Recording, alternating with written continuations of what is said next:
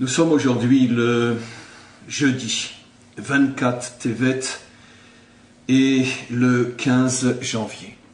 Je tiens d'abord à m'excuser n'est pas vraiment le mot, mais en tous les cas à m'expliquer face à mes très nombreux, mes milliers, mes dizaines de milliers d'élèves, d'amis, d'auditeurs de par le monde qui se sont sans doute étonnés vu le nombre impressionnant d'emails que j'ai reçus pendant cette période qui vient de s'écouler.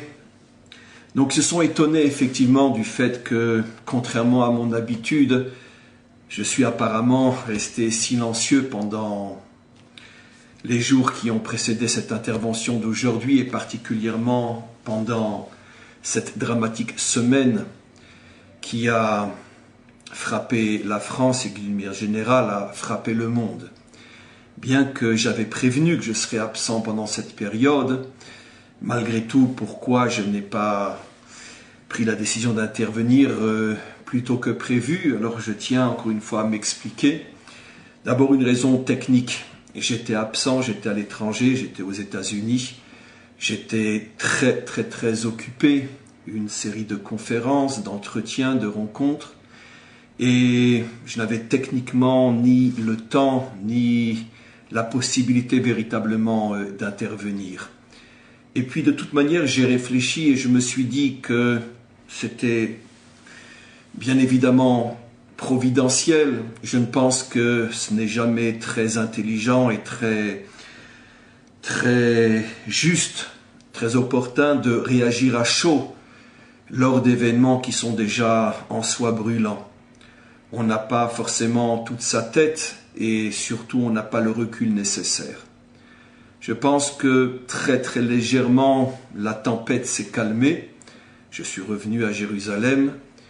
J'ai suffisamment maintenant de recul et suffisamment la tête sur les épaules pour intervenir à ma manière et dire ce que je pense et répondre à ces centaines de mails qui m'ont été adressés. Où êtes-vous, Ravdinovitch? Pourquoi vous ne réagissez pas? Alors je viens d'expliquer techniquement et plus profondément pourquoi je ne pouvais ou ne voulais intervenir, mais puisque mon devoir malgré tout est de répondre aux très nombreuses bandes, je vais prendre la parole sur ce qui s'est bien sûr malheureusement passé. Je tiens d'abord à faire une remarque qui ne sera pas forcément appréciée ou comprise par tous, mais je tiens d'abord mécaniquement à rappeler certains faits qui, à mes yeux, en tant que croyant, j'aime pas le mot croyant, vous me connaissez tous et toutes, mais en tous les cas en tant que croyant, sont absolument importants et doivent être absolument rappelés et mentionnés.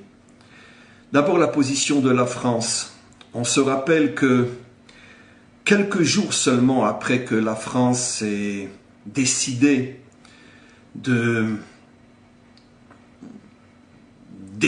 d'appeler ou de réappeler ou de renommer, peu importe, ceux qui ici nous terrorisent ou essayent de nous terroriser, ceux qui agissent comme partout ailleurs, comme des terroristes, prennent leur voiture et se jettent sur des populations qui attendent l'autobus ou se font exploser ici et ailleurs. La France a pris l'initiative de décider que ces gens-là ne sont pas des terroristes.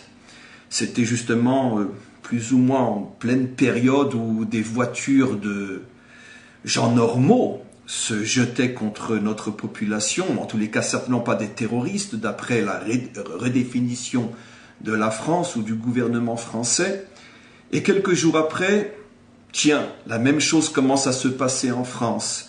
Des voitures se jettent sur des innocents qui sont innocemment rassemblés et attendent le bus ou autre chose. Et bien évidemment, il ne peut pas s'agir de terroristes parce que lorsque l'on tue des Français, la première réaction, à nouveau, le gouvernement a essayé mentir, ou plutôt de continuer à endormir la population. En ce qui nous concerne, nous les Juifs d'Israël, le mensonge avait déjà frappé et avait fait peut-être encore plus mal que le terrorisme lui-même. C'est-à-dire quand on tue des Juifs à Jérusalem, ceux qui dans leur voiture se jettent contre nous ne sont pas des terroristes. Non, le Hamas n'est pas un mouvement terroriste. Mais et lorsque ça arrive en France, qu'est-ce qu'on va dire? Quelques jours après seulement, après la prise de position de la France en ce qui concerne le terrorisme chez nous. Donc, comme je le disais, des voitures, elles aussi, se jettent sur des populations. Non, ce sont des débiles mentaux, c'est un accident, etc. Enfin, toutes sortes de nominations pour éviter le mot, le véritable mot, la véritable accusation. Continuez à dormir, Français, continuez à être abusés et à être manipulés par vos gouvernants. Donc, contre vous, ce ne sont bien sûr pas des terroristes, ce sont des débiles mentaux. C'était plus ou moins la version officielle. Bon, très bien, on continue. Alors, quelques jours après, la France décide, elle est d'ailleurs l'une des rares en Europe, la France décide d'imposer une soi-disant paix à Israël et se met totalement et entièrement du côté des Palestiniens, sans bien sûr tenir compte de notre position.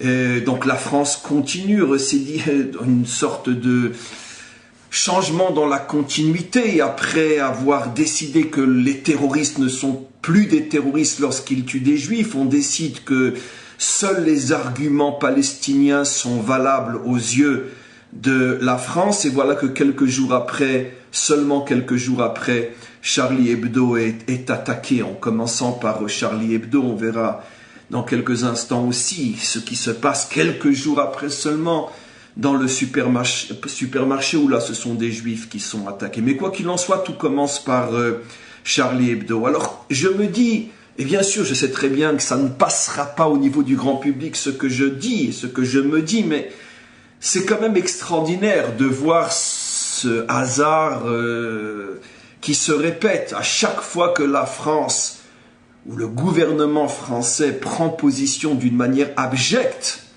en niant d'une manière directe ou indirecte, en niant aux Juifs d'Israël le droit d'exister ou de se défendre.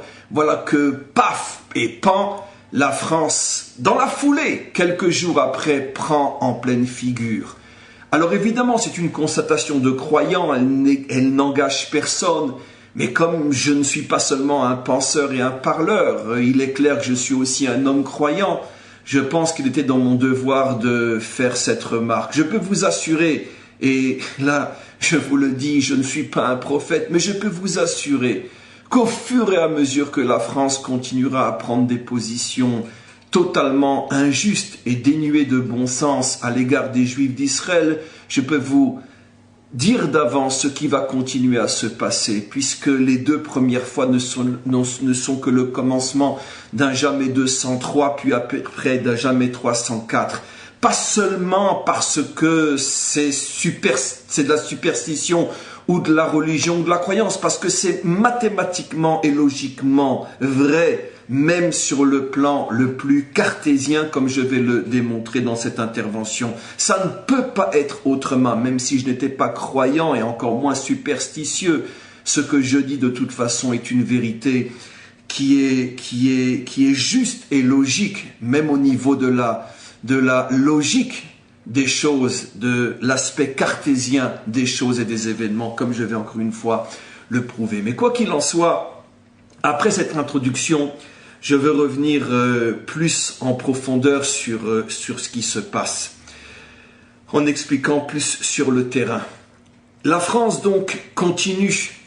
La France, comme à mon avis, porte-parole, conscient ou inconscient de l'Europe, et d'une manière beaucoup plus large du monde occidental, ou d'un certain monde occidental. La France continue à vouloir absolument nier l'évidence, à vouloir renommer les choses et de ne pas vouloir les appeler par leur véritable nom. Ceux qui se jettent avec leur voiture contre des populations sont des débiles mentaux.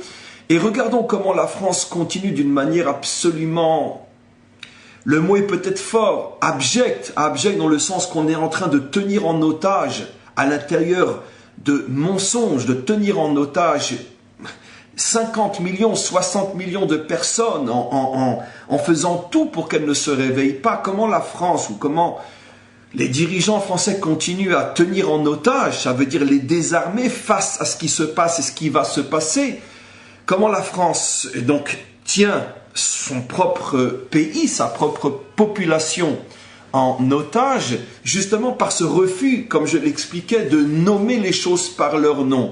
Et donnons un exemple tellement clair, tellement énorme que plus personne ne le voit. Donnons l'exemple de la manière dont ceux qui ont massacré les journalistes du journal, donc de Charlie Hebdo, comment ils sont appelés. Donc le mot d'ordre était nous ne laisserons pas attaquer la valeur suprême de la France, la liberté d'expression. Ces méchants personnages se sont attaqués à la liberté d'expression.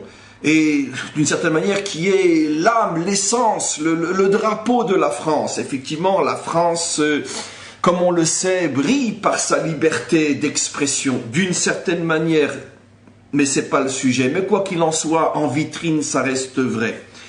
Et donc, voilà le mot d'ordre. Nous ne les laisserons pas remettre en cause notre liberté d'expression. Regardez comment l'horreur intellectuelle n'a même plus honte de se montrer et de parler. Ah oui, il s'agissait ici d'un attentat contre la liberté d'expression. Seulement la liberté d'expression. Français et Françaises, on vous ment. Et on vous ment avec une telle méchanceté, avec un tel culot que je ne comprends pas comment vous n'êtes pas sortis dans les rues, des millions dans les rues pour vous révolter contre le mensonge qu'on vous crache à pleine figure. Contre la liberté d'expression seulement. Est-ce que vous comprenez ce que j'essaye de vous faire comprendre? Contre la liberté d'expression, mais ça c'est rien.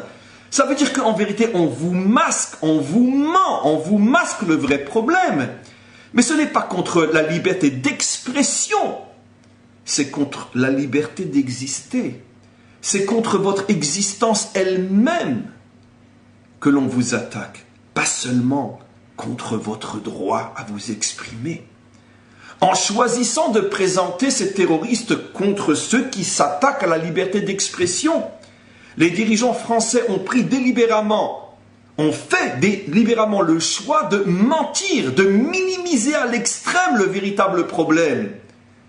Parce qu'on peut très bien vivre sans s'exprimer. Mais ici, c'est beaucoup plus grave que ça. Ce qui est visé est tout simplement le droit d'exister, le droit à l'Occident, le droit à l'occidental, le droit aux chrétiens ou aux laïcs d'exister. C'est ce qui est en cause ici. Et on ne veut pas vous dire la vérité. Allons un petit peu plus loin. Évidemment que tout de suite, la réaction officielle a été « mais il ne faut pas faire d'amalgame, il ne faut pas mélanger, il ne faut pas nous-mêmes sombrer dans la confusion et le fanatisme, ils ne sont pas tous comme ça, la grande majorité ne l'est pas. » Mais est-ce que vous arrivez à mesurer la portée criminelle de cette affirmation qui en soi est juste, mais ce qui ne lui enlève rien à sa dimension criminelle? Pourquoi criminelle? Mais évidemment, mais on est tous d'accord, et je vous le dis de la manière la plus sincère possible, on est tous d'accord que la majorité des musulmans n'ont rien à voir avec les monstres qui agissent en son nom. Mais c'est une évidence, c'est plus que certain. Il faut d'ailleurs être complètement idiot pour avoir besoin de le dire. Parce qu'il faut être complètement, excusez-moi le gros mot, il faut être complètement crétin et pire encore pour imaginer qu'ils sont tous comme ça. Mais pourquoi je dis que c'est criminel de le dire? Parce qu'une fois de plus, Français et Françaises, on vous endort, on vous empêche de vous réveiller.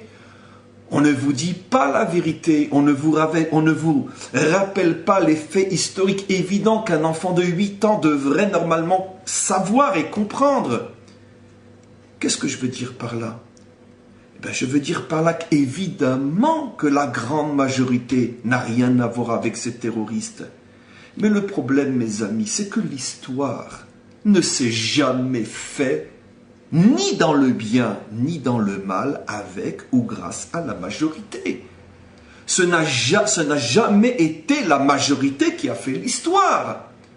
La majorité n'a pas construit le monde et la majorité n'a pas détruit le monde. La majorité n'a jamais changé le monde et la majorité n'a jamais empêché le monde de changer. Ce n'est pas la majorité qui a amené la liberté, ce n'est pas la majorité qui enlève ou qui enlèvera la liberté. Ce n'est jamais la majorité qui tue, qui massacre ou qui génocide. Jamais. C'est toujours la minorité.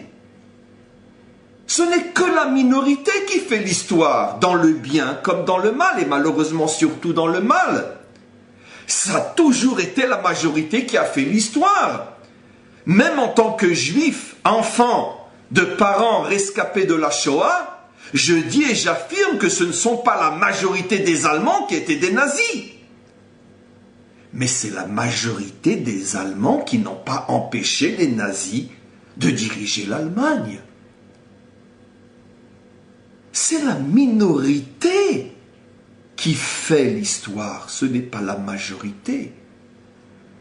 De quoi a besoin la minorité? D'une majorité lâche et silencieuse. D'une majorité qui n'ose pas s'exposer au danger et faire face à la minorité folle, méchante et dangereuse. Et lorsque la minorité a en face d'elle une majorité folle, une majorité silencieuse, paresseuse et lâche, la minorité entraîne la majorité et l'oblige à accepter ce que elle, la minorité, veut et fait. Ça a été le cas en Allemagne et ça a été le cas pendant toute l'histoire. Toutes les dictatures se sont servies d'une majorité lâche et silencieuse pour imposer la dictature de la minorité. Or, il est absolument évident, aussi évident, encore plus évident que ce que nous venons de dire, que ce que nous disons, lorsque nous affirmons que la majorité des musulmans n'ont rien à voir avec le terrorisme. C'est une évidence absolue. Mais c'est une évidence tout aussi absolue de dire que cette majorité ne s'oppose pas et ne s'opposera jamais à la minorité qui, si elle arrive à s'imposer, arrivera sans aucune difficulté à drainer, à entraîner avec elle la majorité, ne serait-ce que par son silence. Et la preuve, l'une des preuves parmi des milliards de preuves, jusqu'à aujourd'hui, y compris la manifestation qui a regroupé 1 ou 2 ou 3 millions de personnes il y a quelques jours. Mais jusqu'à aujourd'hui, avez-vous vu de par le monde la majorité musulmane dans tous les pays du monde manifester dans tous les pays du monde par millions, par dizaines de millions, par centaines de millions, puisqu'ils sont des centaines de millions, manifester, elle, la majorité musulmane, ne serait-ce que pour crier son indignation face à ce qui se passe en Syrie ou en Irak? Vous avez vu cette majorité manifester, dire à haute voix par dizaines ou centaines de millions dans la rue, ce n'est pas l'islam? Non. Et même dans cette manifestation qu'il y a eu lieu il y a quelques jours, ce n'est pas une manifestation faite sous l'initiative, grâce à l'initiative de la population musulmane. C'est le gouvernement français, ce sont, d'une certaine manière, c'est la France, toute tendance confondue, qui a manifesté. Ce n'est pas l'islam, même s'il y avait parmi eux sans doute des centaines de milliers de musulmans, mais c'est en tant que membre de la France, non en tant que représentant de l'islam. Donc on est toujours en attente de cette manifestation qui devrait, à mon avis, regrouper plusieurs centaines de millions de musulmans et de musulmanes dans le monde. Mais où êtes-vous? Manifestez, sortez dans les rues. Relevez l'honneur d'Allah et de Mahomet, votre prophète, que nous respectons très sincèrement. Nous n'avons rien contre ni Allah, ni Mahomet, ni contre le Coran. Rien. Nous n'avons rien contre vous. Mais où êtes-vous? Pourquoi ne manifestez-vous pas? Pourquoi vous ne réussissez pas à vous démarquer officiellement, ouvertement, des monstres qui se servent de votre Dieu, de votre prophète et de votre Coran pour salir l'image des musulmans du monde entier? Pourquoi ne faites-vous rien? Jusqu'à preuve du contraire, la réponse, je l'ai. Parce que vous n'êtes pas différent des autres. Vous êtes comme tous les autres dans le monde entier. Vous êtes la majorité silencieuse qui permet et qui permettra à la minorité folle de prendre peut-être un jour le pouvoir et de massacrer jusqu'au dernier Français en France, jusqu'au dernier Européen non musulman en Europe, et peut-être va savoir jusqu'où ça ira. Et donc, d'une certaine manière, consciemment ou non, vous préparez la disparition de l'Europe. Et donc, encore une fois, revenons maintenant à cette soi-disant évidence proclamée haut et fort par tous les gouvernements du monde entier et récemment par la France. Pas d'amalgame. Mais qui parle d'amalgame? Qui parle d'amalgame? Qui se reconnaîtrait, à part un fou furieux raciste, qui se reconnaîtrait dans une accusation de « ils sont tous comme ça ». Bien évidemment, ils ne sont pas tous comme ça. Moi, en tant que juif qui aujourd'hui souffre tellement, en tant que juif de l'islam, je ne fais pas d'amalgame et j'affirme haut et fort qu'ils ne sont pas tous à mettre dans le même sac et que la majorité n'est pas comme ça. Mais qu'est-ce que ça a à voir avec la réalité historique? Ce n'est pas la majorité qui génocidera le monde, c'est la minorité, en surfant sur une majorité lâche, paresseuse et silencieuse, qui est le cas et le fait de toutes les majorités. Donc finalement, on ment, on ment, on ment et on continue à mentir. Surtout ne vous réveillez pas, Français et Françaises, surtout continuez à dormir. Faites confiance à la République qui, bien sûr, se soucie de votre avenir et fera tout pour vous empêcher de disparaître. Continuez à faire confiance à tous ces menteurs qui vous mentent et qui n'appellent pas les choses par leur nom. Ceux qui, avec leur voiture, se jettent contre vous ne sont pas des débiles mentaux. Ceux qui ont assassiné les journalistes à Charlie Hebdo ne sont pas seulement des extrémistes qui en veulent à la liberté d'expression.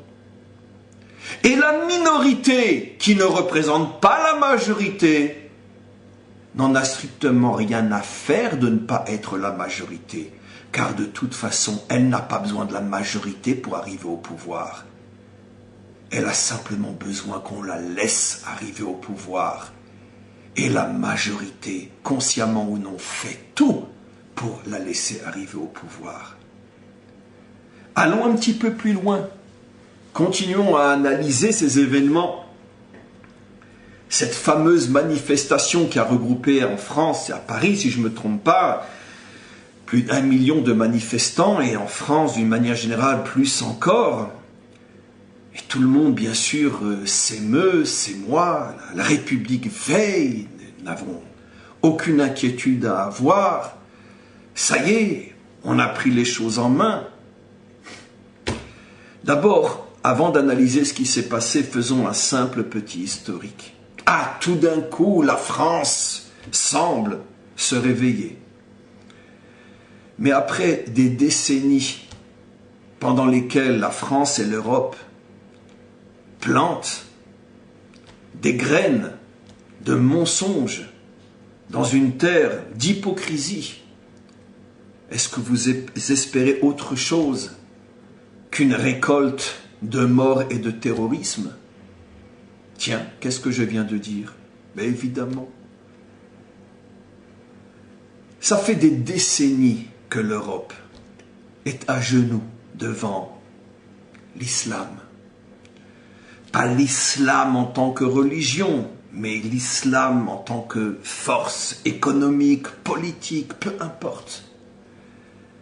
Ça fait des décennies déjà que la France, que l'Europe, par intérêt bien évidemment, sans doute pas pour leur faire plaisir ni par respect, mais ça fait des décennies que l'Europe joue la carte de l'islam, joue la carte arabe et musulmane, le pétrole et autres. Ça fait des décennies que l'Europe espère, en montrant son visage souriant et compréhensif, en étant toujours du côté de ceux qui servent les intérêts de la France ou de l'Europe. Ça fait des décennies donc que l'Europe imagine s'être acquis le bon, la bienveillance, le respect de ce monde-là. Et ça fait des décennies que l'Europe et la France font la même erreur. Ce n'est pas en se mettant à genoux devant eux que vous gagnerez respect et considération. Même s'il est clair que cette mise à genoux, c'est uniquement par intérêt.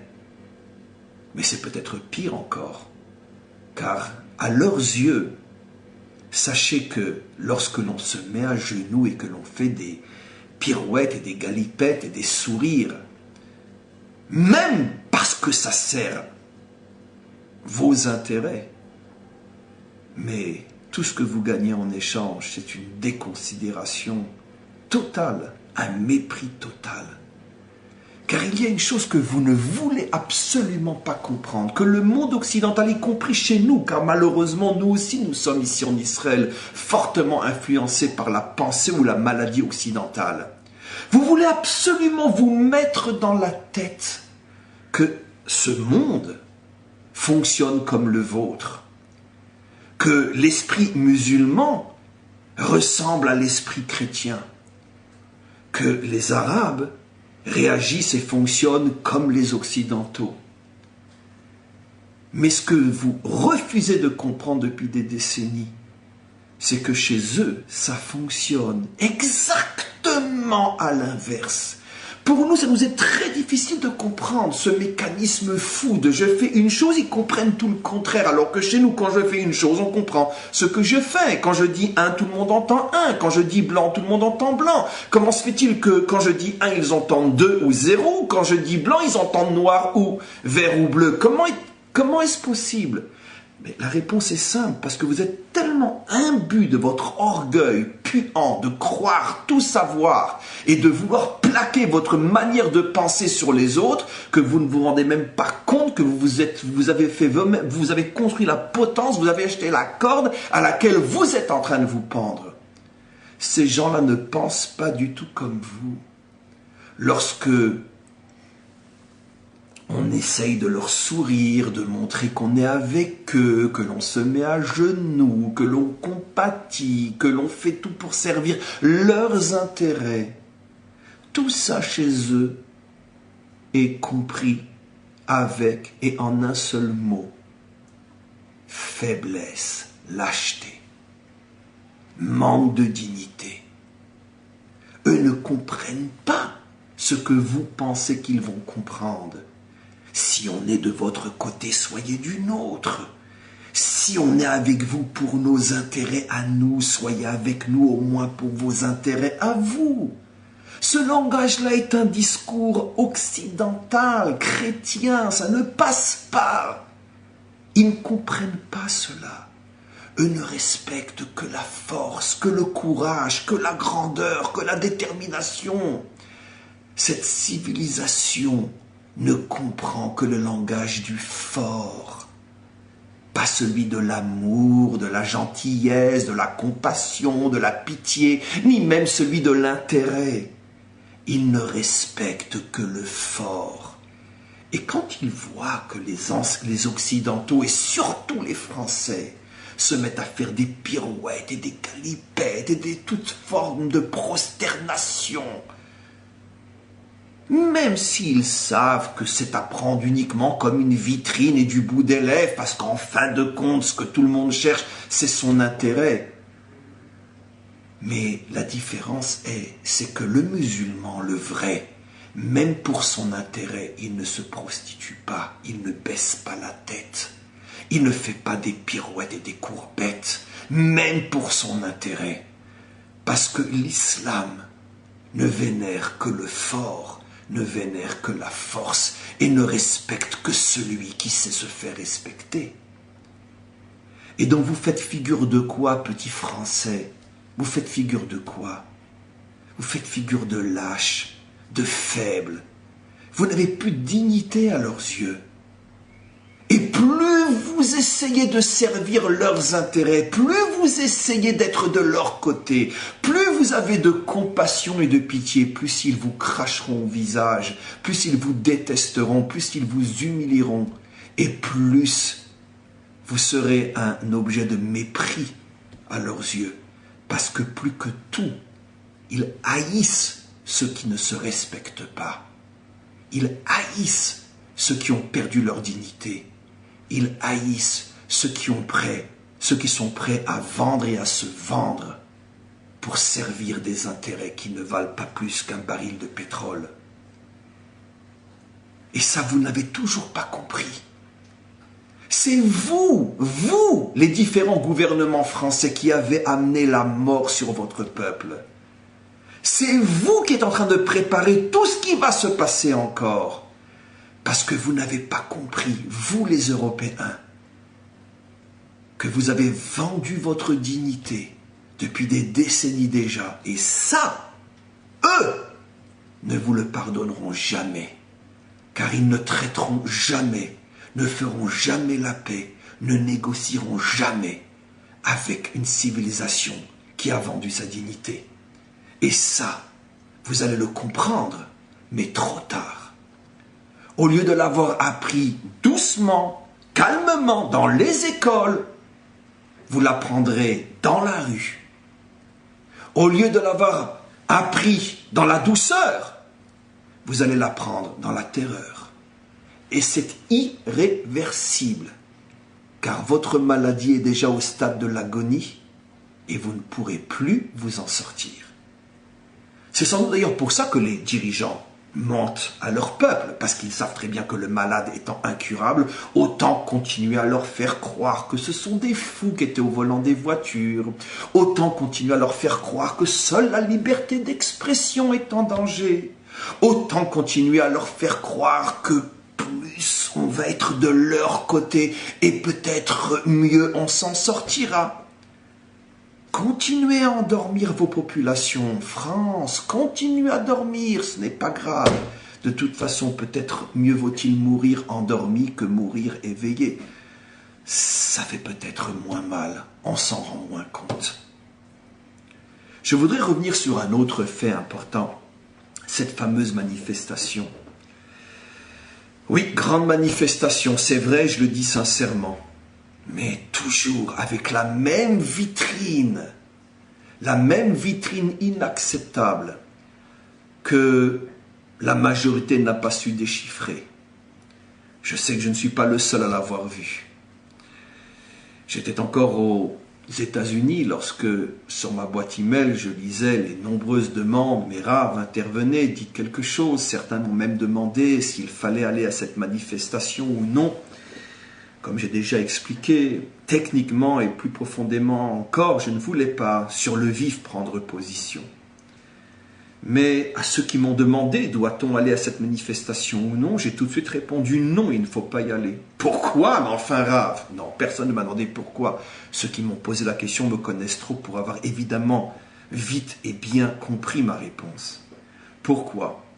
Parce que dans une manifestation où le chef de l'État israélien accepte de se trouver à quelques mètres du chef ou du représentant de l'autorité palestinienne, je pense que le message est tellement énorme, le terrible message est tellement énorme qu'il faut véritablement avoir une mauvaise foi inimaginable, un refus total d'interpréter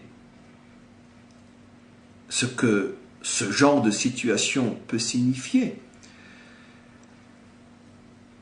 Un refus total d'interprétation pour, encore une fois, participer à ce genre de manifestation. Et j'explique. Mais qu'est-ce que Abbas vient faire là-bas?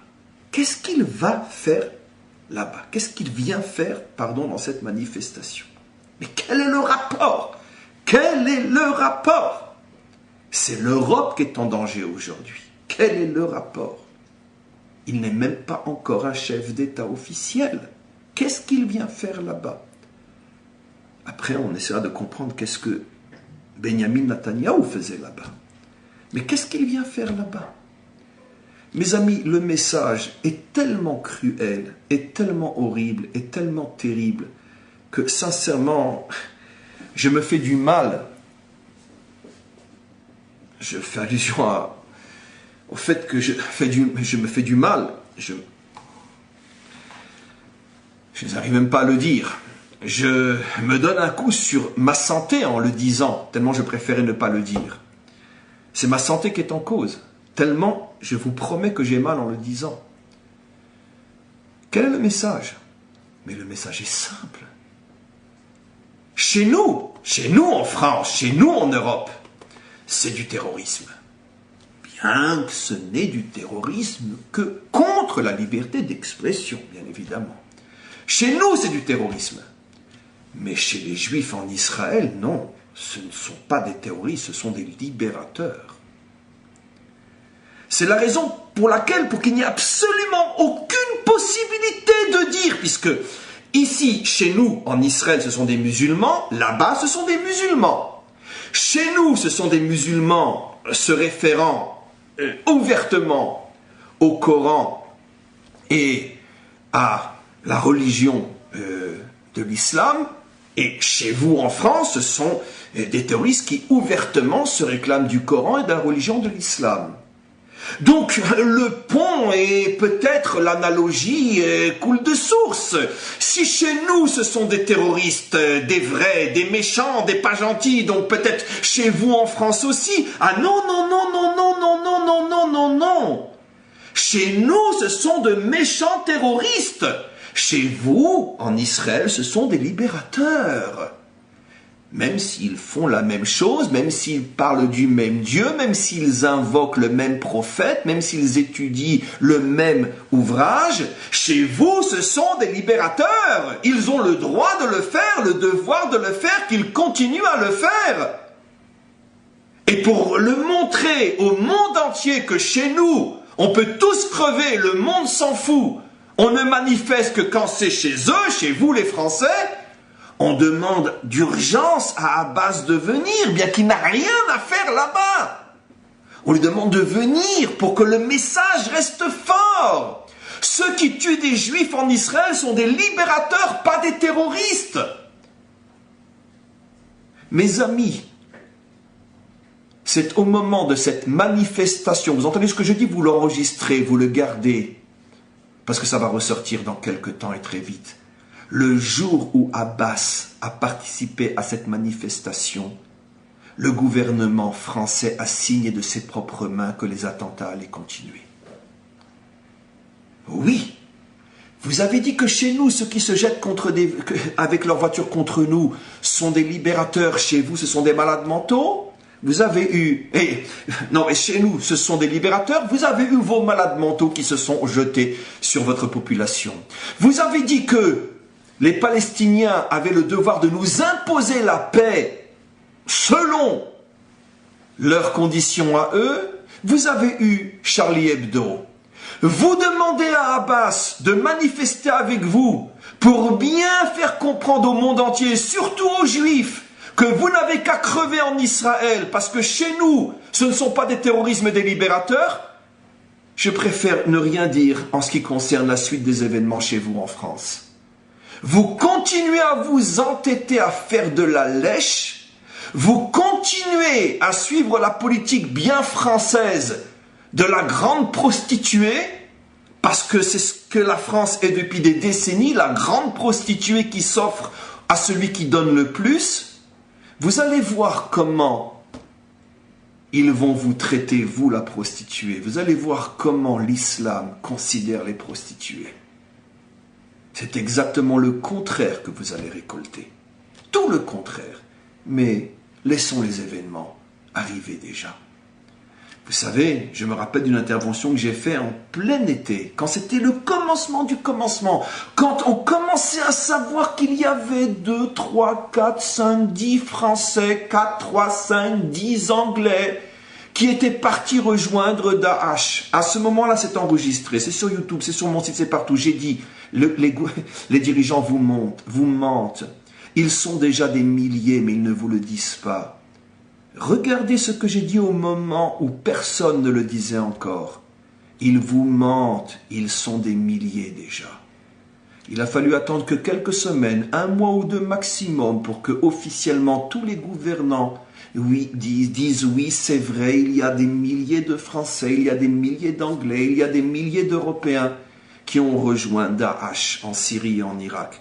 Vous voulez que je vous dise une chose, s'ils ont avoué qu'il s'agit de milliers, écoutez-moi, il s'agit de dizaines de milliers. L'effondrement total de la politique d'absorption de la France. Total! Il n'y a pas un échec plus grand que ça. Mais ça, on ne vous le dira pas, on ne veut pas vous affoler. On ne veut pas vous dire la vérité, que quand vous marchez dans les rues de France, vous ne savez plus qui vous croisez aujourd'hui. Et vous ne savez même plus si vous pouvez rentrer dans un magasin, dans un café, si vous pouvez encore aller visiter la Tour Eiffel ou l'Arc de Triomphe. Parce qu'on ne vous préviendra pas lorsque eux sauront que ça va sauter, on continuera à vous endormir. Parce que de toute façon, c'est trop tard. Alors, comme je l'ai dit, malheureusement, la politique maintenant est mieux vaut mourir endormi que mourir éveillé. Car de toute façon, on va mourir. Il n'y a plus de retour possible. Ça fait trop longtemps que la politique européenne a été une politique de prostitution, en espérant des jours meilleurs, mais la prostituée va être lapidée par ceux qu'elle pensait séduire et par ceux qu'elle pensait aimer et être aimée par eux. Vous allez voir ce qui va se passer. Maintenant, la présence de notre chef d'État à une telle manifestation, c'est l'horreur. C'est impardonnable, c'est inacceptable. Je ne suis pas dans ces petits secrets pour savoir s'il savait que, à côté de qui il manifesterait. C'est bien sûr, vous avez tous compris, pas le personnage en tant que tel qui me dérange, pas sa présence en tant que tel qui me dérange, c'est le message que l'Europe et surtout les Français, le gouvernement français a voulu faire passer à travers sa présence, ou grâce à sa présence. Qu'est-ce que le nôtre faisait là-bas? Écoutez, je vais vous dire que, sincèrement, je suis tellement écœuré, tellement déçu, tellement choqué, comme je pense des centaines et des milliers de juifs de par le monde et surtout de juifs israéliens, que je ne sais pas, je n'ai pas de réponse. Je n'ai pas de réponse. Est-ce que la maladie est tellement grave que même chez nous, là où on s'y attendrait le moins, on voit qu'elle fait des ravages, cette maladie? Je ne sais pas. Je n'ai pas de réponse. Je reste véritablement sans réponse. Je peux vous dire simplement que c'est écœurant, c'est dégoûtant, c'est infect, c'est abject. Je peux vous dire que certainement, je réviserai ma position en ce qui concerne les futures élections ici en Israël. À moins d'ici là d'avoir une explication tellement évidente, tellement forte, tellement acceptable que publiquement je présenterai mes excuses, mais comme ça m'étonnerait fort qu'on ait une explication, parce que plusieurs jours se sont passés, on n'a toujours pas eu d'explication quant à sa présence là-bas, je pense que beaucoup comme moi réviseront leur vote dans très peu de temps, au mois de mars, parce que je pense qu'un crachat dans la figure comme celui-là, il restera longtemps douloureux et très difficile à nettoyer. Quoi qu'il en soit, je voudrais, si j'ose dire, conclure, si il y a une conclusion possible. Je pense, mes amis, que la situation est grave et très très grave. Je pense, comme je ne cesse de le dire dans mes différents cours depuis quelque temps déjà, que nous sommes à la veille d'une grande catastrophe. Et ça ne fait pas très juif de parler comme ça, encore moins chassid, mais c'est encore plus grave et criminel de continuer à dormir et à entretenir le sommeil. Je voudrais m'adresser en cette fin d'intervention aux Juifs de France et d'Europe. Et malheureusement, je pense que dans pas si longtemps que ça, il faudra aussi s'adresser aux Juifs d'Amérique et d'ailleurs. Mais pour l'instant, adressons-nous aux Juifs de France, surtout de France et d'Europe. Cessez de dormir. Nous sommes actuellement dans une période qui est en tout point identique à celle des années 20 ou des années 30 en Europe. J'hésite à le dire, mais vous savez, la France, une certaine France a déjà montré qu'elle peut être aussi collaboratrice. Vous savez, la plupart des Juifs français en 39-45 ont été arrêtés par des policiers français, non par des policiers nazis.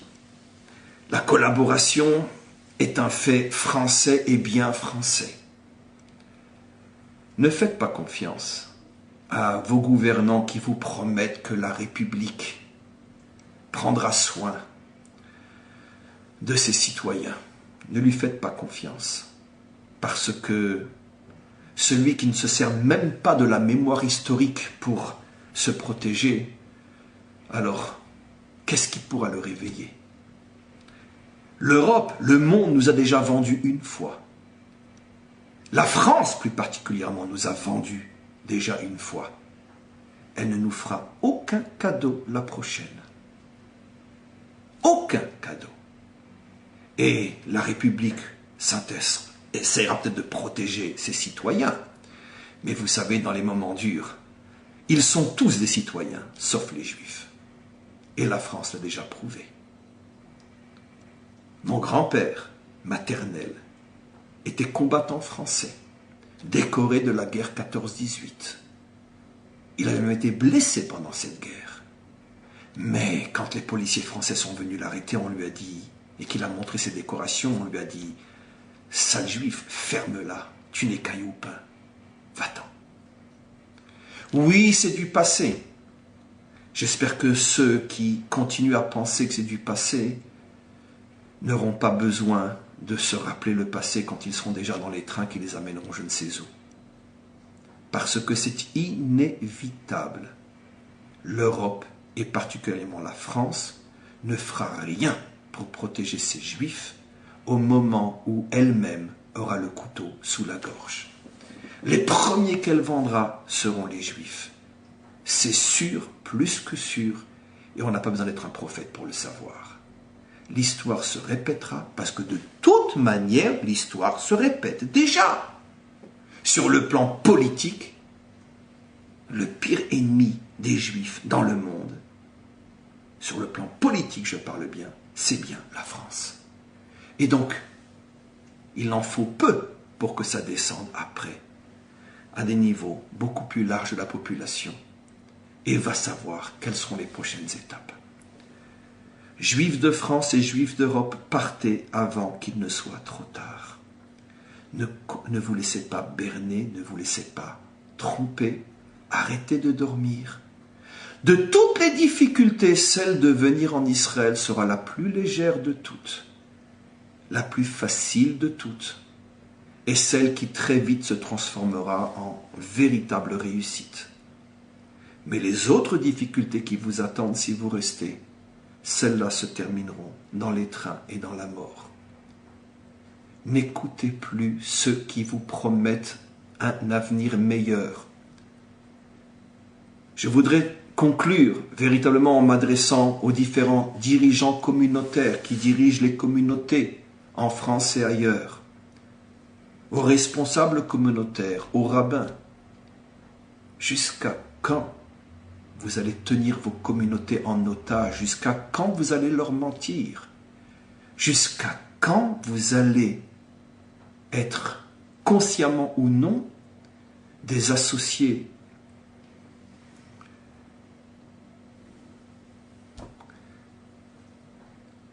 de ce qui est en train et de ce qui va se passer?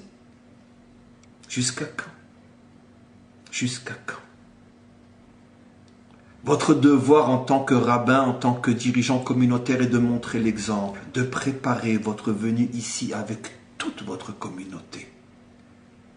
Et vous avez la capacité et les moyens de le faire.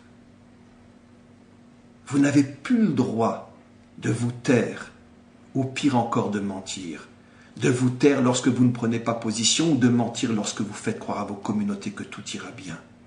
Non, tout ira très mal. Et si vous n'en êtes pas conscient, c'est pire encore. Vous n'êtes pas à la hauteur d'être dirigeant communautaire, car un dirigeant doit être capable de voir à long terme.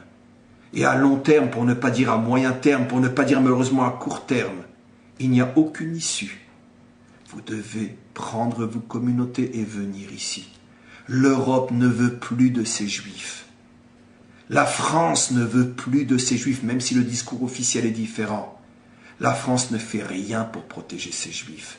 Elle ne fera rien lorsque le couteau sera plus proche encore de sa gorge. Elle ne fera rien. Alors partez, partez quand vous pouvez encore le faire. Ne soyez pas comme ces Juifs qui sont restés en Europe dans les années 30, dans les années 35. Soyez comme ceux qui sont partis quand c'était encore possible de le faire. Arrêtez avec votre folie de croire que 3500 ans de souffrance, d'oppression, et vous croyez encore que. Mais quand allez-vous vous réveiller? Vous avez aujourd'hui un pays, vous avez un État, vous avez la possibilité aujourd'hui de relever la tête et de savoir au moins pourquoi vous vous battez, pourquoi vous vous mettez en danger et pourquoi même vous allez peut-être mourir, mais au moins avec dignité, comme un homme, pas comme un lâche, pas comme un faible, pas comme un exilé, malade de cette maladie de l'exil dont il ne veut se guérir. Partez avant qu'il ne soit trop tard. Et je terminerai sur une phrase de consolation et d'espoir. Nous, peuple juif, n'avons aucun souci à nous faire. Notre délivrance est en marche. Les prophéties de nos prophètes se réalisent les unes après les autres. Nous sommes le peuple et la génération de la délivrance. Nous allons gagner, nous gagnons déjà. Et c'est la raison pour laquelle les nations se réveillent et la haine contre nous ne cesse de se renforcer parce qu'ils sentent que nous allons enfin réussir après des millions de tentatives de nous faire disparaître. Nous leur échappons et nous réussirons. Nous n'avons aucun souci à nous faire.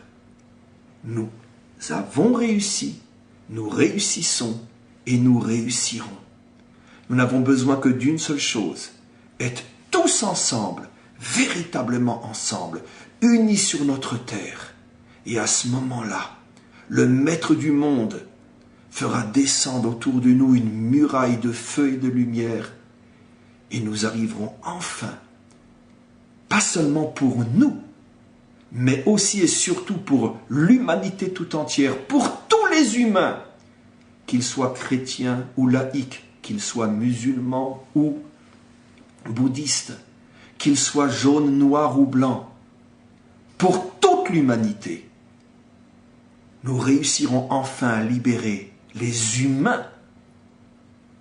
Nous les libérons de cette dictature du monstre qui, depuis des millénaires, met à genoux et fait souffrir les humains. Car nous, Juifs, sincèrement, aimons tous les hommes.